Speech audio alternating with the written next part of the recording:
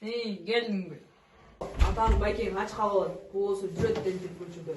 Эгоист болуп чоңоп атасың. Ата баштагычы өзүм чарчап турам. Чарчап? Неден чарчайсың? Биздин убакта чарчап деген да сөз жок болчу. Мен чоңойдо эстеп болбойм.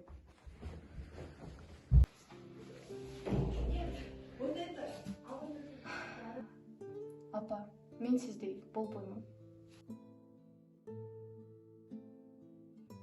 Кыргызстан оказалась наиболее опасной страной для женщин из числа центральноазиатских стран по рейтингу ВПС, а еще Кыргызстан оказался на 97-м месте из 170 государств. Основная мысль, которую мы хотели передать в своей сценке, это то, что растущий в такой семье ребенок, он пытается разорвать эту непрерывную цепь насилия, а также неверного воспитания. Но будучи подавляемым со стороны своих стереотипных родителей, а также внешнего общества, этот ребенок на неосознанном уровне становится таким же носителем сложившихся укреплений.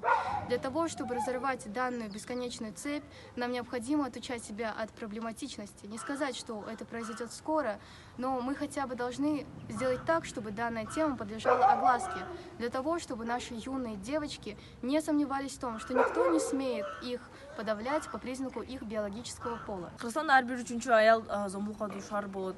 Бул биздин өлкөбүздөгү аялдарга болгон мамилени көрсөтөт дагы, жана бул маселенин орчундуусун далилдейт. Ушул видео аркылуу биз канчалык зомбулукка биз дуушар болбосок да, орой мамилеге кандай дуушар болбосок дагы, аны унутуп же түшүнбөстөн биз башкаларга карата аны уланта беребиз деген ойду жеткизүү биздин максат болчу.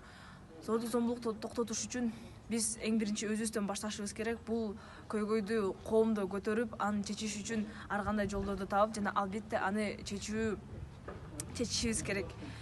Зомбулукту токтот, айткандан тайба.